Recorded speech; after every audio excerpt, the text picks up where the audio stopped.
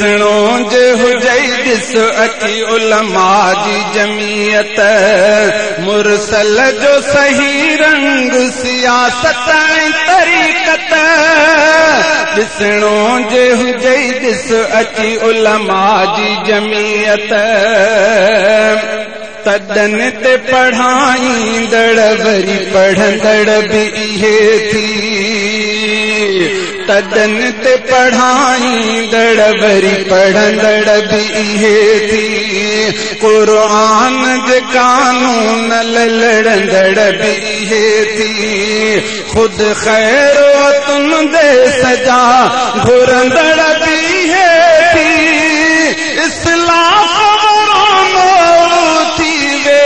फज़ीलत ॾिसणो जे हुजई ॾिस अची उलमा जी जमीयत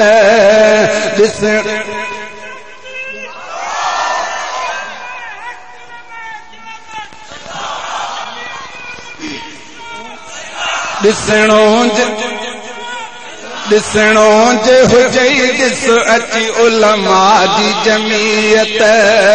मुरसल जो सही रंग सियासत ऐं तरीक़त ॾिसणो जे हुजई ॾिस अची उलमा जी जमीयत हक़ ॻाल्हि जे इज़हार खां कॾहिं न मुड़िया थी बेदीन सां हर दौर में उलमाई लड़िया थी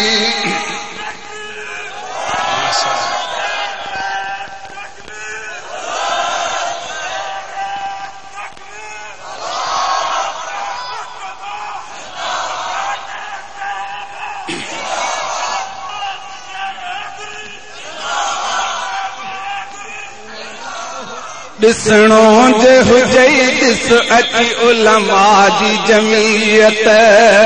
मुरसल जो सही रंग सियासत ऐं तरीक़त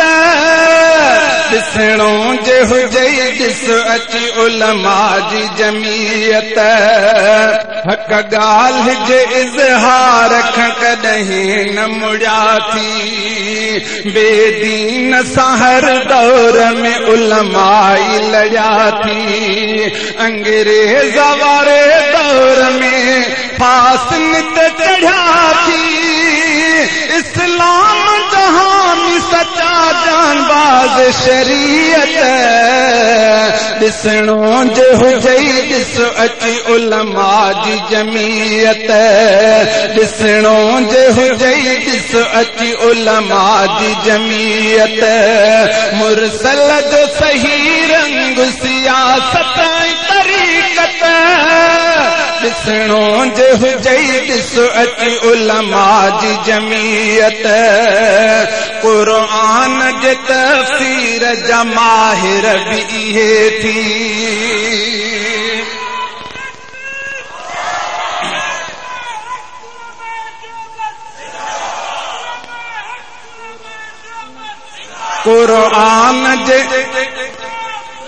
क़ुरान जे तफ़सीर जा माहिर बि इहे थी बातिल जे मज़ाहब जा मुनाज़िर बि इहे थी तबलीगल हर जाए ते हाज़िर बि इहे थी शाहन खे करन बेरा निर्वार नसीहत ॾिसणो जे हुजई ॾिस अची उलमा जी जमीयत ॾिसणो जे हुजई ॾिस अची उलमा जी जमीयत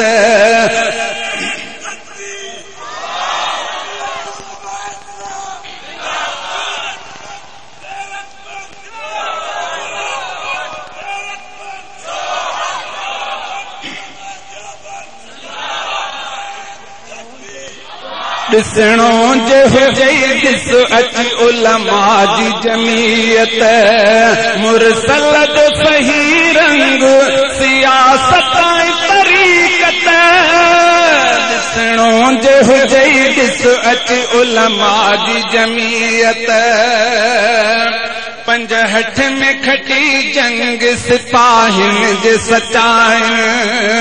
उलमा जे कुनूतन ऐं दुरूदन ऐं दुआउन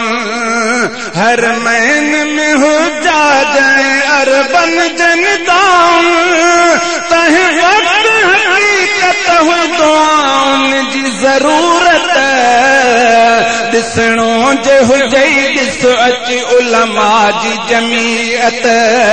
ॾिसणो जे हुजई ॾिस अची उलमा जी जमीयत मुरसल जो सही रंग सियासत ऐं तरीक़त ॾिसणो जे हुजई ॾिस अची उलमा जी जमीयत